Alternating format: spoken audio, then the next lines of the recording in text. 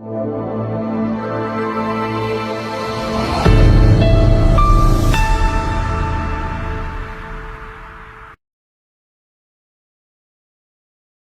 عليكم ورحمة الله وبركاته.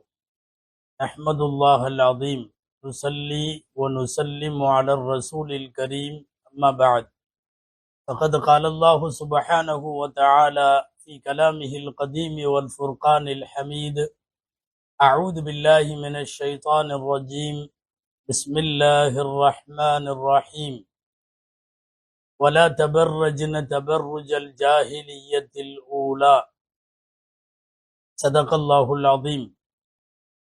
அளவற்ற அருளாளனும் நிகரற்ற அன்புடையோனுமாகிய எல்லாம் வல்ல அல்லாஹுவின் பெயரால் துவங்குகிறேன். அருமைநாயகம் முஹம்மதுர் ரசூலுல்லாஹ் ஸல்லல்லாஹு அலைஹி வஸல்லம் அவர்களின் மீதும் நற்பாக்கியங்கள் நிறைந்த அவர்களுடைய உம்மத்தின் மீதும் குறிப்பாக இக்காணொளியில் இணைந்து இருக்கிற நம் அனைவர் மீதும் இந்த ஜும்மா நன்னாளில் எல்லாம் வல்ல அல்லாஹுவின் நல்லருள் என்றென்றும் நிறைவாக உண்டாவதாக. ஆமீன். அல்லாஹு ஜல்ல ஷானுஹு தஆலா முஸ்லிம்களுக்கான வாழ்வியல் வழிகாட்டுதல்களை, அறநெறிகளை வான்மறை திருக்குர்ஆன் வழியாகவும் வல்லல் நபி ஸல்லல்லாஹு அலைஹி வஸல்லம் அவர்களின் வழியாகவும் வழங்கியிருக்கிறான். குறிப்பாக முஸ்லிம் பெண்களுக்கான ஒழுக்கம், பர்தா முறை, கற்பொழுக்கம், அவர்களினுடைய வெட்கம், நாணம் உள்ளிட்ட விஷயங்களை உலகத்தின் எல்லா சமயங்களை விட மிக அதிகமாய் வலியுறுத்துகிற, நன்னெறிகளை போதிக்கிற சத்திய மார்க்கம் இஸ்லாம். சமுதாயத்தினுடைய பெயரில் முஸ்லிம் பெயர்தாங்கிகளாக இருக்கக்கூடிய ஏராளமான பெண்கள் இன்றைய தினம் இந்த அறநெறி கோட்பாடுகளிலிருந்து, கற்பு நெறி முறைகளிலே இருந்து விலகிச் செல்லும் அபாயங்கள் ஆங்காங்கே கண்ணுக்கு தென்படுகிற சூழலில் இன்றைய ஜும்மா அது குறித்த சிந்தனை நமக்கு அவசியமாகிறது. குறிப்பாக திரைப்படத்தை மிக அதிகமாக கவனிக்கிற, பார்க்கிற, ரசிக்கிற, அதை வாழ்வென்று கருதி பொழுதுபோக்காக மட்டுமல்லாமல் அதை யதார்த்த வாழ்வை போல நினைத்து கொண்டு அதற்கு பின்னாலே படையெடுக்கிற பெண்கள் கூட்டம் பெருகி வரும் இந்த வேளையில் இது குறித்த சிந்தனைகள் முக்கியமாகிறது. படங்களையோ அதில் வரும் பாத்திரங்களையோ குறிப்பாக நடிகர்களையோ நேசிக்குதல் என்பது எந்த வகையிலேயும் அறம் சார்ந்தது அல்ல. சொல்லப்போனால் நாடு முழுக்க ரசிக்கப்படுகிற பொதுமக்களை விடவும் அந்த பாத்திரங்கள் மோசமாக இருக்கிறார்கள் என்பது உலகத்திற்கே தெரியும்.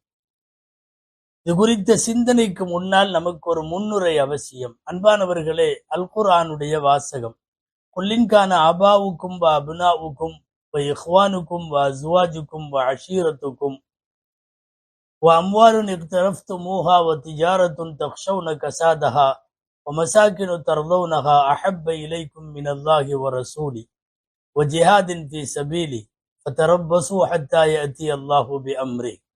அல்லாஹ் எச்சரித்து சொல்லுகிறான், உங்களினுடைய பெற்றோர், உங்களுடைய மக்கள், உங்களின் சகோதரர்கள், உங்களின் கணவன்மார் அல்லது மனைவிமார், உங்களுடைய குடும்பம், நீங்கள் சம்பாதித்து வைத்திருக்கிற சொத்துகள் அழிந்து போய்விடும் என்று நீங்கள் பயப்படுகிற, அழிந்து போகக்கூடாது என்று விரும்புகிற உங்களின் வியாபாரம், நீங்கள் மிகவும் விரும்பி இருக்கக்கூடிய உங்களுடைய இல்லங்கள், வீடுகள், இது எல்லாமே அல்லாஹ் ரசூலை விட பிரியம் உள்ளதாக இது ஆகக்கூடாது. அப்படி ஆனால் நீங்கள் அல்லாஹுவின் உத்தரவை, வேதனையை, அவனுடைய எச்சரிக்கையை எதிர்பாருங்கள் என்று சொல்லுகிறது குர்ஆன். எனவே பெற்ற தாய் தந்தையாயினும், பெற்ற பிள்ளைகளாயினும், கூட வாழுகிற கணவன் மனைவியாகினும், யாராக இருந்தாலும் அல்லாஹ் ரசூலுக்கு பின்னால் தான். முதலில் ஒரு முஃமினுடைய ஈடுபாடு, நேசம், ஈர்ப்பு எல்லாமே அல்லாஹ் ரசூல், அல்லாஹுவும் அவனுடைய தூதரும் அவர்கள் சொல்லி தந்த வழிகளின் மீது இருக்க வேண்டும். இதற்கு பிறகுதான் பிள்ளையாயினும் பெற்றவனாயினும் தந்தையாயினும் கணவராயினும் வீடாயினும் வியாபாரமாயினும் எதுவாக இருந்தாலும் இது குர்ஆனுடைய தெளிவான வழிகாட்டுதல்.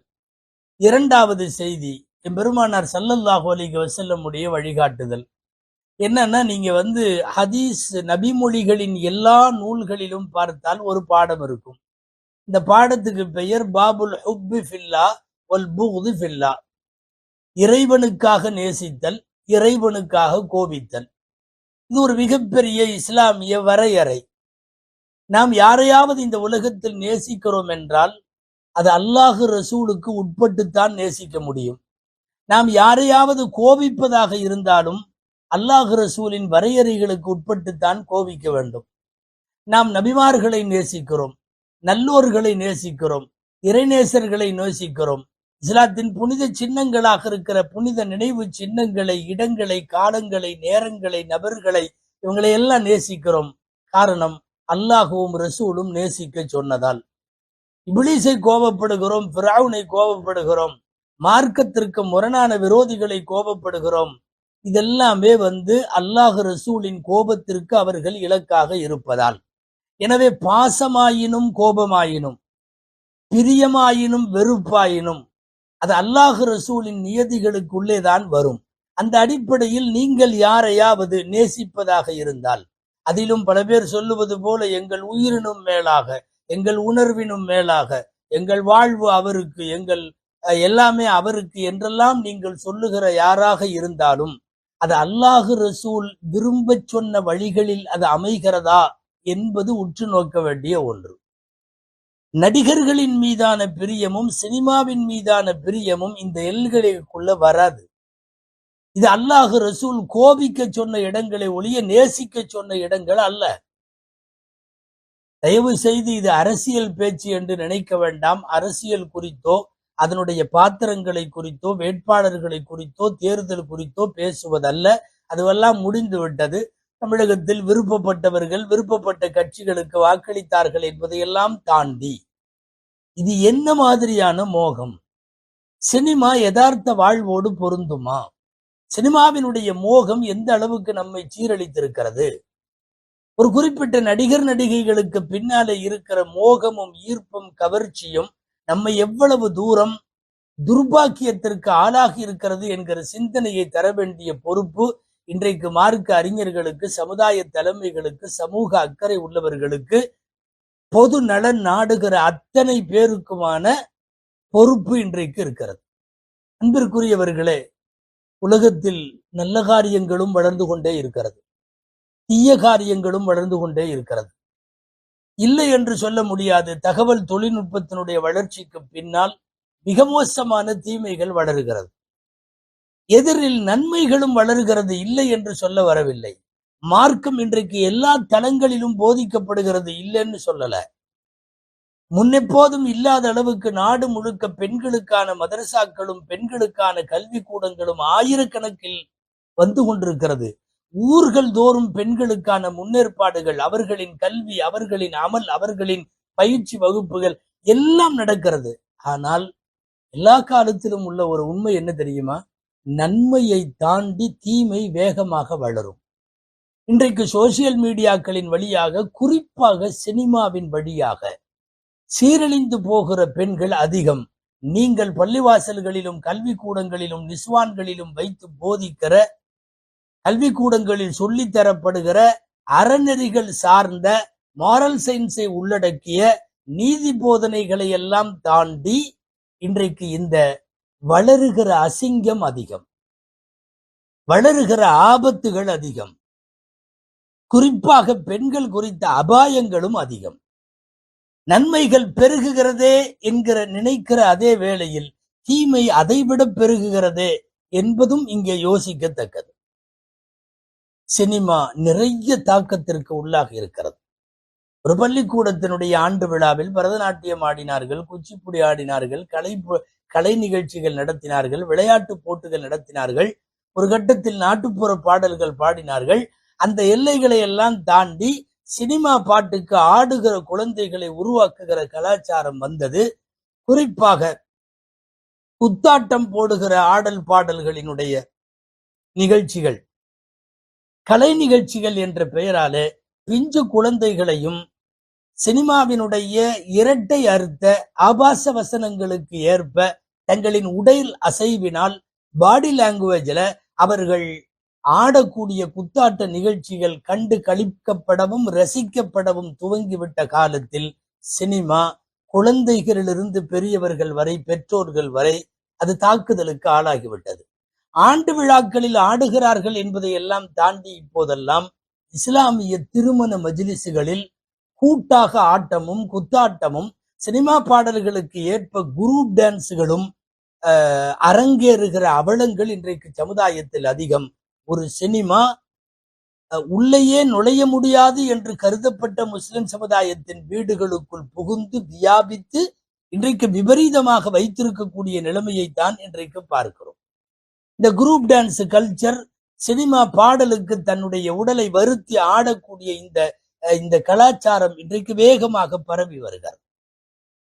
டேட்டிங், லிவிங் டுகெதர் போன்ற கலாச்சாரங்கள் மேற்கத்திய உலகத்திற்கு சொந்தமானவை. எல்லா காலத்திலேயும் நடுநிலை சார்ந்திருக்கிற எல்லாரும் எச்சரிப்பது என்ன தெரியுமா? மனித குலத்திற்கு ஆபத்தான கலாச்சாரம் மேற்கத்திய கலாச்சாரம். அங்கிருக்கிற டேட்டிங்கள் இன்றைக்கு பரவலாக பரவி நம்முடைய ஊர் வரைக்கும், கிராமம் வரைக்கும் வந்திருக்கிறது. அதுவும் குறிப்பாக ஆன்லைனுக்கு பின்னால், குளோபலைசேஷனுக்கு பின்னால், எல்லாமே உள்ளங்கைக்குள் உலகம் என்று வந்ததற்கு பிறகு ஒரு ஐரோப்பியா கண்டத்தில் ஏதேனும் ஒரு செய்தியோ நிகழ்வோ நடக்கிறது என்றால் நம் ஊருக்கு வருவதற்கு, நம்மோடு அது கலப்பதற்கு காலம் வெகு பிடிக்கும். முன்பெல்லாம். இப்போதெல்லாம் அங்கே வந்த அடுத்த நிமிடம் இங்கேயும் அந்த கலாச்சாரம் தொற்றிக் கொள்ளுகிறது. நீங்கள் டேட்டிங் செய்பவர்களிடமோ லிவிங் டுகெதர் செய்கிறவர்களிடத்திலமோ போய் இது என்னன்னு கேட்டா, திருமண வாழ்க்கைக்கு முன்னால் நாங்கள் ஒத்திகை பார்க்கிறோம் என்கிறார்கள். எந்த காலத்திலாவது மனித குலத்தின் வரலாற்றில், குறிப்பாக நம் போன்றவர்கள் வாழுகிற இந்த மண்ணில், இந்திய மண்ணில், ஏன் இஸ்லாமிய மரபில் திருமணங்களுக்காக கூட ஒத்திகை பார்க்கிற ஒரு கலாச்சாரத்தை இதற்கு முன்பு நாம் கேள்விப்பட்டதுண்டா? சுருக்கமாக இது எல்லாமே இன்றைக்கு இருக்கிற தகவல் தொழில்நுட்பம், குறிப்பாக சினிமாத்தனமான நடவடிக்கைகளுக்கு பின்னாலே இஸ்லாமிய சமுதாயமும், குறிப்பாக அந்த சமுதாயத்தின் அசைக்க முடியாத வேர்களாக, விதைகளாக கருதப்பட்ட பெண்களும் அதற்குள்ளே அடிமையாகி போயிருப்பது மிகப்பெரிய துரதிர்ஷ்டம்.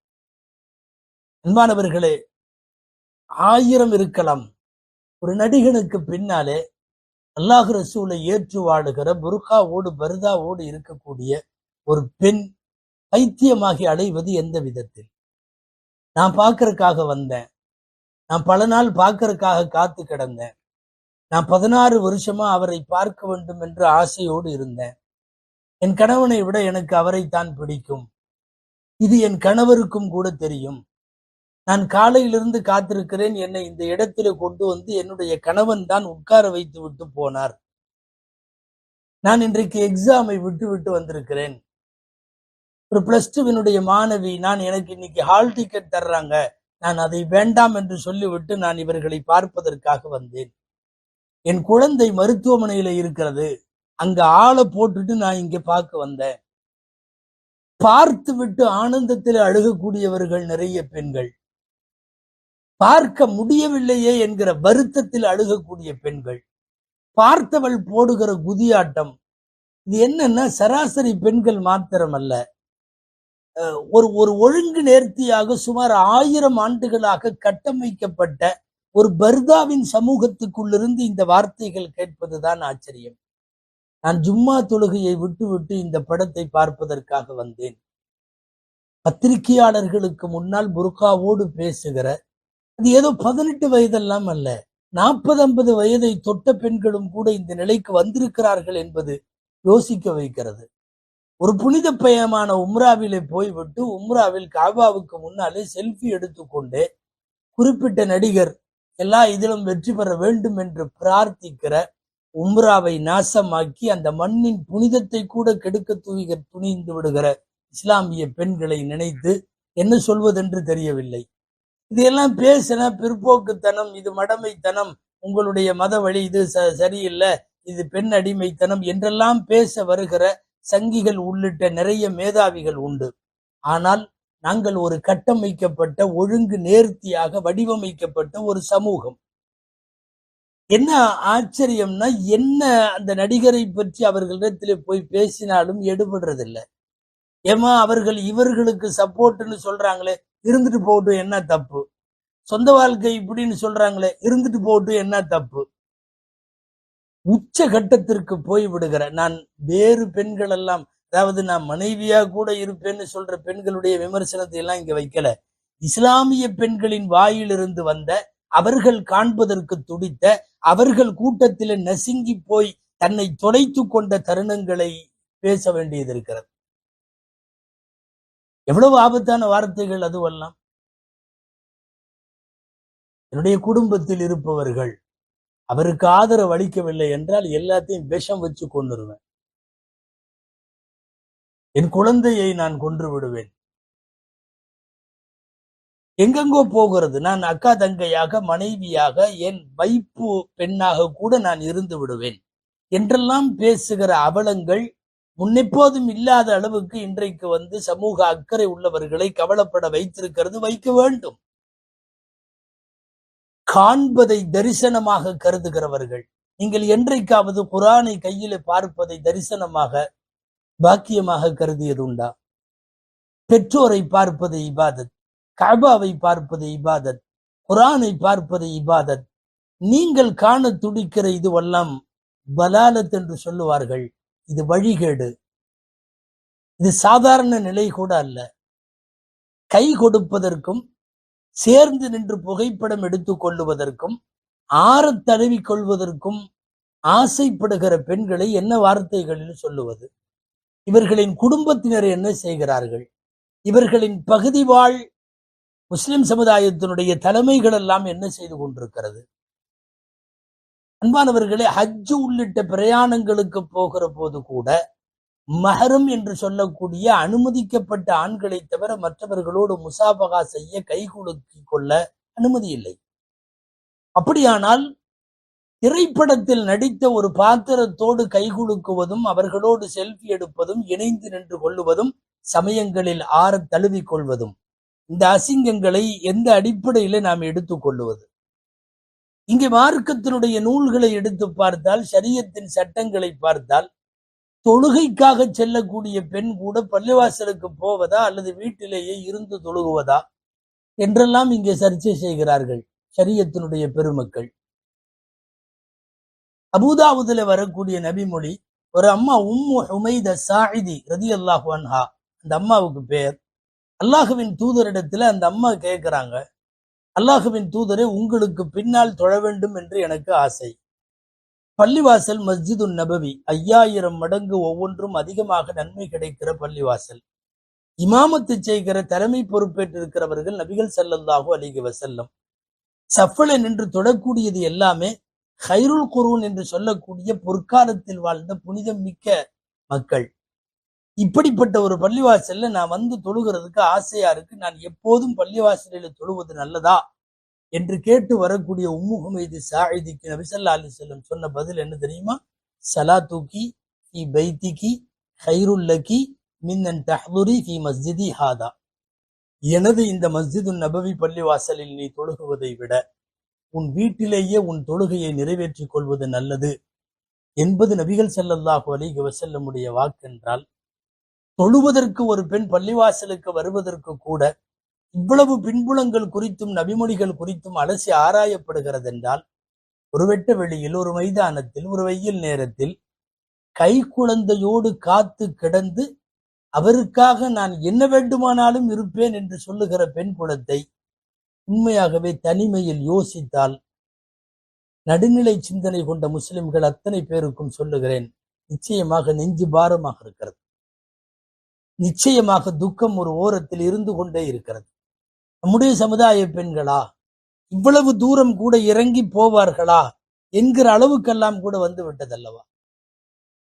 வெள்ளிக்கிழமை என்று ஒரு படத்தை பார்த்து விட்டு வந்து தியேட்டருடைய வாசலில் பிரஸ் மீட், பத்திரிகையாளர்கள் படம் எப்படி என்று கேட்கிற போது, ஜும்மாவை விட்டுட்டு வந்தேன், ஆனா எதிர்பார்த்த பிரயோஜனம் ஒன்றும் வீண் போகல, ரொம்ப நல்ல படம் இருக்குது என்று சொல்லுகிற புர்கா அணிந்த முஸ்லிம் பெண்களை என்னவென்று சொல்வது? சில இணையதளத்தில் கருத்துக்களை பகிரக்கூடியவர்களுக்கு இடையில இப்படி ஒரு விமர்சனம் உண்டு. இவர்கள் முஸ்லிம் பெண்கள் அல்ல, இவர்கள் புர்கா அணிவிக்கப்பட்டு கொண்டு வரப்பட்டவர்கள். இதற்கு பின்னாலே ஒரு சதித்திட்டம் அரங்கேறுகிறது, அது அம்பலத்திற்கு கொஞ்சம் கொஞ்சமாக வரும் என்றெல்லாம் சொல்லுவது கொஞ்சம் ஆறுதலாக இருந்தாலும், சம்பந்தப்பட்ட ஊர்களிலிருந்து கிடைக்கிற தகவல்களின்படி முஸ்லிம் பெண்களே அப்படி இருக்கிறார்கள் என்பதை எல்லாம் பார்க்கிறோம். கூட்ட நெரிசல்ல ஆண் பெண் காவல்துறை சிக்கி தவித்து கூட்ட நெரிசல்ல அவர்கள் பிசைந்து பிழியப்படுகிற ஒரு சூழ்நிலையில போய் புர்கா அந்த கூட்டத்துக்கு மத்தியில நிக்குதே. இங்கே நம்முடைய கிதாபுகளில் ஷரியத்தில் ஆச்சரியமாக இருக்கிறது. போர்க்களத்தினுடைய நேரங்கள்ல நிறைய பேர் இறந்து விடுவாங்க போர்ல. அப்படி போர்க்களத்தில் இறந்து போகிறவர்களை ஒவ்வொருத்தருக்கும் ஒவ்வொரு குழி எல்லாம் தோண்ட முடியாது. இந்த காலத்துல ஹவுஸ் மாதிரி ஒரு பெரிய குழியை தோண்டி எல்லா ஜனாசாவையும் ஒன்னா போட்டுருவாங்க. ஒரே குழியில 5 பிரேதங்கள் 10 பிரேதங்கள் எல்லாம் அடக்கப்படுவது உண்டு. மார்க்கத்தினுடைய சட்ட நூல்கள் என்ன சொல்லுகிறது தெரியுமா? அந்த மாதிரி இறந்து போன பிரேதங்களை அடக்குகிற போது கூட ஆண்களோடு பெண்கள் ஜனாசாவை வைக்க கூடாது. ஆண்கள் கபரு அவர் அடக்க ஸ்தலம் ஜனாசா தனி, பெண்களுக்காக தோண்டப்படுகிற குழிகளில் பெண்கள் தனி. இறந்து போன பிறகு ரூஹு போன பிறகு கஃனாடை அணிந்து குழிக்குள்ளே வைக்கப்படுகிற போது கூட நீ பிணமானாலும் ஆண் பிணத்தோடு உன்னை வைக்க கூடாது என்ற அளவுக்கு பேசுகிற மார்க்க சட்டத்தில் அந்த அல்லாஹுவையும் ரசூலையும் ஏற்று வழிவந்த ஒரு முஸ்லிம் பெண் நெரிசலிலே பிதுங்கி போய் ஒரு நடிகனை பார்ப்பதற்கு தன்னை தொலைத்துக் கொள்கிறாள் என்றால், தயவு செய்து பார்வையாளர்கள் யாரும் அரசியல்ல அவரை பிடிக்காதனால பேசுறாங்க என்று நினைக்கவே வேண்டாம். யாரோ வரட்டும், யாரோ இருக்கட்டும். முஸ்லிம் சமுதாயத்தினுடைய பெண்கள் தங்களின் மாண்புகளை, தங்களின் மானத்தை, தங்களின் மரியாதையை, தங்களின் பாரம்பரிய பெருமையை எல்லாத்தையும் எப்படி தூக்கி எறிஞ்சிங்க என்பதை நாம் பேச வேண்டியது இருக்கிறது. அன்பானவர்களை, பெண்கள் தாய்மார்கள், குறிப்பாக முதல் மதரசா, அது முதல் பள்ளிக்கூடம். வீட்டுல இருக்கிற அந்த பெத்த தாயிட்ட மொபைலை கொண்டு வந்து கொடுத்து ஒரு 5-6 வயசு பையன், அம்மா இங்க பாரு, இந்த மொபைல்ல யாருன்னு பாரு, உனக்கு பிடிச்சவங்க என்று சொல்லி காட்டுகிறான். அந்த நடிகனை பார்த்து புலகாங்கிதப்படுகிறாள் அந்த தாய். இந்த 5 வயசு பிஞ்சு சிறுவனினுடைய நெஞ்சத்திலே பதிவாகிற இது எந்த மாதிரி வருங்காலத்தில் தாக்கத்தை ஏற்படுத்தும்? அந்த பையனுக்கு ஒரு 50-60 வயசு ஆகிறப்போ தன் தாயை பற்றி அவன் என்ன பேசுவான்? இன்றைக்கு இருக்கிற நீங்களும் நானும் நம்ம அம்மாவை பத்தி பேசும்போது என்ன பேசுகிறோம்?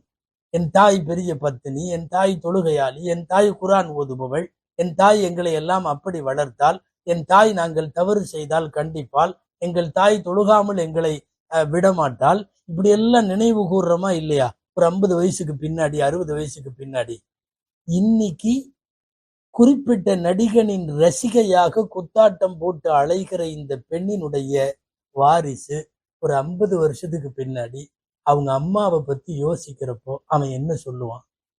எங்க அம்மா அந்த நடிகன்னு சொன்னா உயிரை விடுவா என்று சொல்லி வருங்காலத்தில் ஒரு பதிவு இருக்குமானால் எவ்வளவு கேவலமான பதிவு! இது சரிதானா என்பதை சமுதாயத்தினுடைய குறிப்பாக பெண்களின் சிந்தனைக்கு வைக்க வேண்டும். இங்கே உயிர் போகட்டும் பரவாயில்லை என்று சொல்லி உயிரை நீத்த சுமையாக்களினுடைய வம்சம் இது.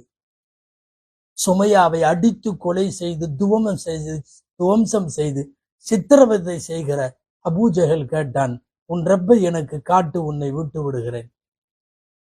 சுமையா வாழ்வில் கடைசியாய் பேசிய வசனம் அதுதான் என்று சொல்லுகிறார்கள். லா துத்ரிகுல் அப்சார் வஹுவ யுத்ரிகுல் அப்சார் வஹுவல் லத்தீஃபுல் கபீர். என் ரப்பை நீங்கள் எல்லாம் பார்க்க முடியாது, என் ரப்பு உங்களை பார்ப்பான் என்கிற இறைமறை வசனம்தான் அவருடைய கடைசி வார்த்தை. பிறப்புறுப்பின் வழியாக சித்திரவதை செய்யப்பட்டு அவர்கள் இறந்து போய் இஸ்லாமிய வரலாற்றில் முதல் ஷஹீதான சுமையாக்களை அல்லாஹு அக்பர் யோசித்து கொண்டு வெயிலில் கால் கெடுக்க கை குழந்தையோடு நடிகனை பார்க்க நிற்கிற இந்த பெண்களை கொண்டு போய் எப்படி பொருத்துவது என்று தெரியவில்லை. கை குழந்தையோடு கணவர் தன்னை மக்காவினுடைய மலைமேட்டில் ஆளில்லாத இடத்தில் விட்டுவிட்டு போகிற போது, என் ரப்பு எங்களுக்கு எந்த இடையூறும் செய்ய மாட்டான், நீங்கள் போகலாம் என்று இப்ராஹிம் அலைஹிஸ்ஸலாமை பார்த்து சொன்ன அந்த உத்தமி மனைவி ஹாஜர் அம்மையார் யோசித்து பார்த்தால், இன்றைக்கு நடிகனை பார்க்க கடுந்தவம் கிடக்கிற பெண்களோடு சுமையாவையும் ஹாஜராவையும் எப்படி பொருத்துவது என்று தெரியவில்லை. மூக்கில ஓங்கி விட்ட குத்துல சிறுமூக்கு பெருமூக்கெல்லாம் உடைந்து ரத்தம் வழிகிறது. யாருக்கு தெரியுமா? உமர் ரலியல்லாஹு அன்ஹுடைய தங்கை ஃபாத்திமா பின்துல் ஹத்தாப் வலியும் இரத்தத்தோடு தன் கணவரையும் அடிக்க விடாமல் குறுக்கே அடிப்பது உமர் ரலியல்லாஹு அன்ஹு இஸ்லாமில் சேருவதற்கு முன்னால் அடிக்கிற அண்ணனின் குறுக்கே பாய்ந்து தடுத்து வழியும் இரத்தத்துக்கிடையில் அந்த ஃபாத்திமா பின்துல் ஹத்தாப் சொல்லுகிறார், நஅம் நஹ்னு அஸ்லம்னா வலா நதஉ ஹாதா தீன் ஃபஃஅல் மா பதாலக். ஆமா, நாங்க முஸ்லிம் ஆயிட்டோம், இஸ்லாத்துக்காக எதையும் செய்வோம், இந்த தீனை நாங்கள் ஒருபோதும் விடமாட்டோம், உன்னால் முடிஞ்சதை செய் என்று சொல்லுகிற அல்லாஹ் ரசூலுக்காக வழியும் இரத்தத்துக்கிடையில் எதிர்த்து வீரவசனம் பேசிய ஃபாத்திமாக்களை எல்லாம் வரலாற்றிலே பார்த்துவிட்டு இன்றைக்கு ஒரு குறிப்பிட்ட நடிகருக்கு பின்னால் வேணுக்கு பின்னால் கால் கெடுக்க ஓடுகிற புர்காக்களை யோசிக்கவே மனம் வரவில்லை. அன்பானவர்களே, எங்கு செல்கிறது இந்த சமுதாயம்?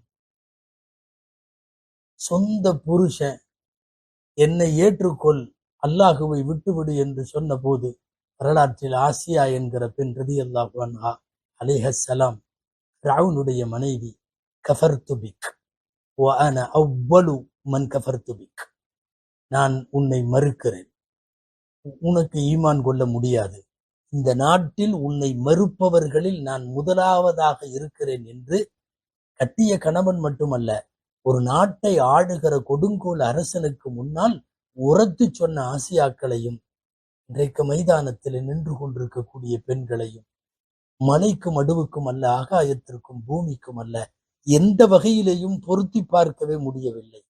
நாம் கேட்க வருவது, அந்த குடும்பங்களின் பெற்றோர்கள் என்ன செய்கிறார்கள்? மனைவியை இப்படி தெருவில இறங்கி அந்த நடிகளுக்கு பின்னாலே போக விடுகிற கணவன்மார்கள் என்ன செய்கிறார்கள்? அந்த பகுதியினுடைய உலமாக்களும் உமராக்களும் மார்க்க அறிஞர்களும் சமுதாய தலைமைகளும் என்ன செய்கிறார்கள்? யோசித்தால் வருத்தமாக இருக்கிறது. ஆயிரம் பெண்கள் கல்லூரி நடத்தினோமே, ஆயிரம் பயிற்சிகளும் பாசறைகளும் பெண்களுக்கான பயான்களும் நல்லொழுக்க உபதேசங்களும் நடத்தினோமே, அத்தனையும் மண்ணாகி போய்விட்டதா என்று யோசிக்கிற போது உண்மையாகவே இதயம் கனக்கிறது, பாரமாகிறது. மிகைப்படுத்தி பேசுவதாக தயவு செய்து நினைக்க வேண்டாம், அல்லாஹ் பாதுகாக்க வேண்டும். ஒரு கட்டத்தில் இந்த போலி புர்காக்களை அல்லது போலி முஸ்லிம் பெயர் தாங்கிகளை ஈமானுக்கு சம்பந்தம் இல்லாமல் பெயரை மட்டும் முஸ்லிமாக வைத்துக் கொண்டு உழவுகிற இந்த ஜந்துக்களை ஒரு குறிப்பிட்ட நடிகனோ நடிகையோ அவர்களின் மனம் விரும்புகிற யாராவது எனக்காக உன் மார்க்கத்தை விடு என்று சொன்னால் நவுதுபில்லா விட்டு விட்டு முர்த்தத்தாகி போய்விடுவார்களோ என்கிற அபாயம் அளவுக்கு சிந்திக்க வைக்கிறது இன்றைய சூழல். அன்பானவர்களே, இது ஒரு குறிப்பிட்ட நடிகரினுடைய அரசியல் பிரவேசத்தை எதிர்த்தோ அவரின் சொந்த வாழ்க்கை சரியில்லை என்பதை வைத்தோ அவரை விமர்சித்தோ பேசுவதல்ல. நம் சமுதாய பெண்கள், அந்த நடிகன் மட்டுமல்ல, எந்த நடிகனாயினும் எந்த சினிமாவாயினும் நீங்கள் எப்படி பின்னாலே போகிறீர்கள்? உங்களுடைய மரபும் பாரம்பரியமும் என்ன? உங்களுடைய ஈமானும் இஸ்லாமும் உங்களுக்கு போதிப்பதென்ன? உங்களுடைய வாழ்வியல் வழிகாட்டியாய், தலைமையாய், முன்னோடியாய், முன்மாதிரியாய் பெருமானார் ஸல்லல்லாஹு அலைஹி வஸல்லம் அவர்களை நீங்கள் உங்கள் இதயத்தில் எந்த இடத்தில் வைத்திருக்கிறீர்கள்? அனைத்தையும் ஆட்டுவிக்கிற அல்லாஹுவுக்கு முன்னாலே நீங்கள் பதில் சொல்ல வேண்டும் அல்லவா? பெண்களுக்கு மிக முக்கியமாக சூரா அன் நிசா பெண்கள் என்கிற குர்ஆனுடைய அத்தியாயத்தையும் சூரா அன் நூர் அத்தியாயத்தையும் சொல்லித்தர வேண்டிய கட்டாயம் இன்றைக்கு எல்லா ஜமாத்துகளும் வந்திருக்கிறது. தயை கூர்ந்து இஸ்லாமிய பெண்களை மீட்டெடுப்போம், கலாச்சார சீரழிவிலிருந்து மீட்டெடுப்போம். மிக மிக மோசமான தாக்கத்தை இந்த சமுதாயத்தில் ஏற்படுத்துகிற சினிமாவினுடைய பைத்தியங்களை மீட்டெடுப்போம். சினிமாவிற்கு பின்னால் அடிமையாகுவதிலிருந்து, அந்த அடிமைத்தனத்திலிருந்து மீட்டெடுப்பதற்கு மார்க்க அறிஞர்களும் சமுதாய தலைமைகளும் ஒன்று கூடி சிந்தித்து ஆவண செய்ய வேண்டிய பொறுப்பும் கடமையும் இன்றைக்கு நமக்கு முக்கியமாய் உண்டு. எல்லாம் வல்ல அல்லாஹுவிடத்திலே துவா செய்வோம். ஈமானிய இஸ்லாமிய பாரம்பரியத்திலே வாழ்ந்து வந்த அந்த பெண்களினுடைய இன்றைய தலைமுறையை அல்லாஹு தஆலா இது போன்ற மிகவும் கீழ்த்தரமான சீரழிவுகளிலே இருந்து அல்லாஹு பாதுகாத்து அருள்வானாக. மீண்டும் ஈமானையும் இஸ்லாமையும் நெஞ்சத்தில் தாங்கி பிடிக்கிற தங்களுடைய தலைமுறைகளையும் ஈமான் இஸ்லாமை சொல்லித் தருகிற சீதேவிகளை, நர்பாக்கியம் உள்ள பெண்களை அல்லாஹ் இந்த சமுதாயத்தில் நீட்டித்து தருவானாக. தவறான போங்கில சென்று விட்டவர்கள் தௌபா செய்து திருந்தி சரியாக வாழ்வதற்கு அல்லாஹ் தௌஃபீக் செய்வானாக. ஆமீன். ஆகிர் தஅவானா அல்ஹம்துலில்லாஹி ரப்பில் ஆலமீன். அஸ்ஸலாமு அலைக்கும் வரஹ்மத்துல்லாஹி வபரகாத்துஹு.